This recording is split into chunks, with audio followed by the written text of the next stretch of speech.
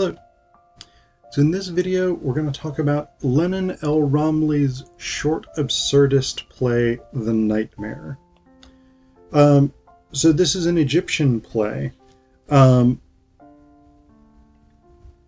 to me it really feels in the same vein as Samuel Beckett, particularly a play like Endgame. We start actually right from the beginning. When we're reading this, the first thing we get is time neutral. So we have this sort of bizarre space outside of normal existence. And that's where El Ramly's play is set. But we also have characters who behave in these sort of bizarre ways. And one of the things that happens a lot in this play is that these sort of theological ideas, these scientific ideas, these folkloric ideas sort of get incorporated in these sort of disjointed or sort of decontextualized, disembodied ways. So you have a very odd sort of overall tone as a bunch of things sort of come together, but don't really give us a coherent whole. They don't really give us a coherent story where things seem to progress through a plot line, which is very much characteristic of again, someone like Beckett's dramaturgy, as opposed to a more sort of traditional Aristotelian approach, where you have a beginning, a middle, and an end of each story. So I want to give you a sense of the sort of decontextualized nature of this by looking at the opening portion of the play itself. Now, a lot of this is stage directions, but there's a couple of bits of dialogue. So we start with stage directions. The father sits on a chair, his face hidden behind his newspaper. The maid moves silently in the background, coming and going as if she is organizing the place. So far, so good. This all seems normal. The father. Incidentally, there's a note here that almost all of the father's words are addressed to the audience, so that's worth noting. The father, turning the page without looking at the maid. Do your work well. The mother comes from within, pushing a rolling armchair on which the young man is seated. She stops and remains without moving. From time to time she makes a half step with her right foot, then one with her left foot, then stops again as if she were a pawn on a chessboard. The mother says, "My son." The young man turns his armchair, offering his back to the audience. The sister comes from within. In her hurry she trips over her long white robe. She wears a violet shawl. When she removes it, her dress is seen to be cut low in the back. She stops by the telephone, waits, then paces back and forth anxiously as if waiting for it to ring. The telephone rings. The sister looks at the telephone, then backs away slowly, moving fearfully away from it until the ringing stops.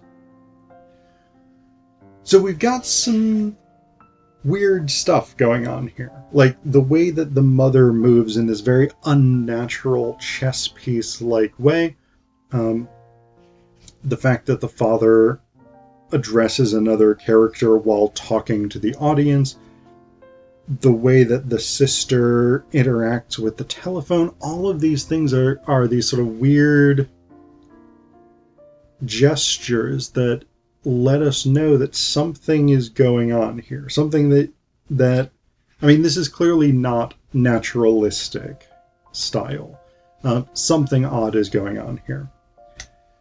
And ultimately, what sort of happens in the play, I would argue, is that the young man tries to repeatedly to find some means of self-expression, and this is continually thwarted, either by his own ennui, his own indifference, by his family members changing the subject, things like this. But that's, I think, the closest we get to a particular plot line. The young man talks about becoming a writer. He talks about becoming an artist. He talks about becoming a scientist. I think he talks about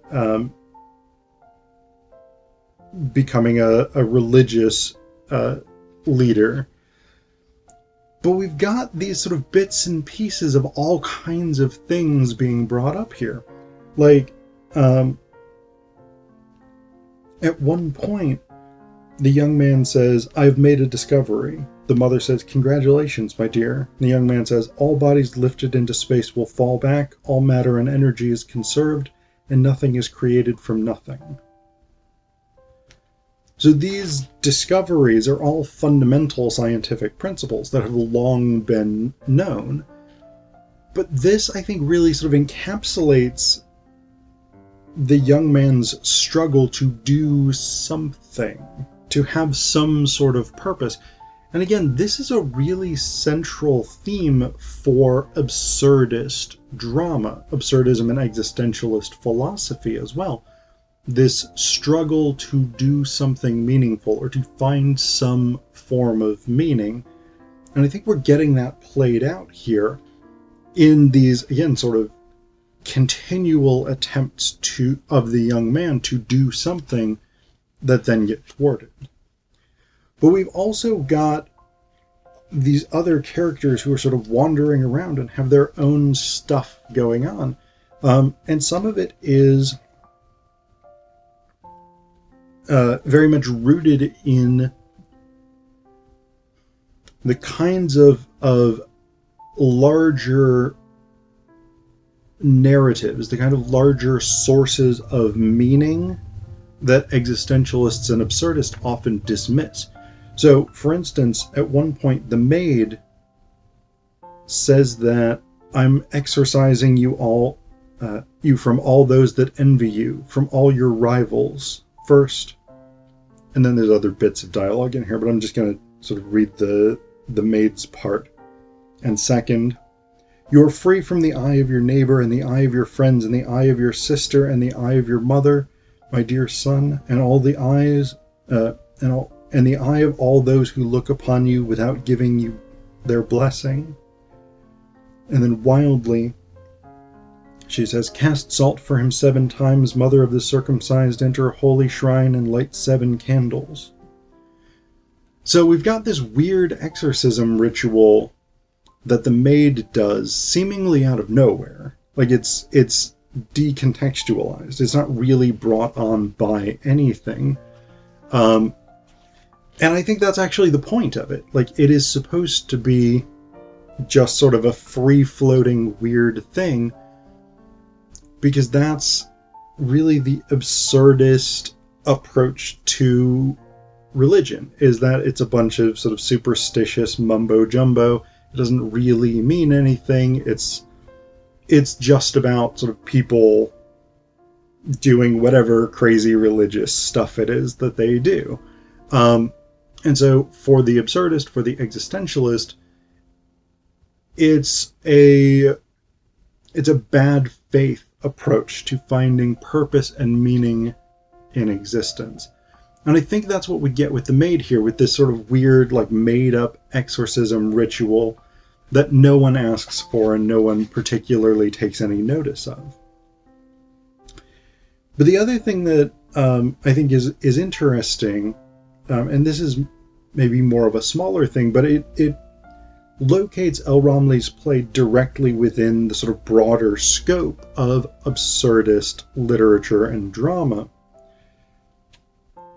Fairly near the end, we have this bit where, so in the stage directions it says, the father laughs suddenly and points at something on the floor. The young woman looking at the floor says, a cockroach has fallen on his back. The mother, weeping and covering her face, says, my dear. The sister, following the cockroach, says, it is raising up its feet. The young woman says, it's twitching. The grandfather says, forward march, Rommel. The sister to the brother says, the cockroach, do you see it? The young man says, it's going to turn over by itself. The father says, it's not going to get up. The young woman says, it's moving. It's crawling on its back. The sister says, I'm a doctor, but I don't examine men. The father says, it is going to die alone. Now, this is a really interesting short bit. Again, it's another thing that's totally disconnected from everything else that comes around it. But what's interesting about the Cockroach bit is that it harkens back to two major works, at least two major works. One is Franz Kafka's The Metamorphosis, in which a character named Gregor Samsa is transformed into a giant beetle, and this reflects his sort of existential quandary. And then we have Tawfiq al-Hakim's play The Fate of a Cockroach, which is an absurdist drama about a cockroach. It's been a couple of years since I read it, but I think he gets trapped in a bathtub, and basically, like, the cockroach encounters his own sort of existential limitations. So El Ramly here is I think pointing back to those two works to locate his own play, The Nightmare, within this scope of absurdist or existentialist drama and literature.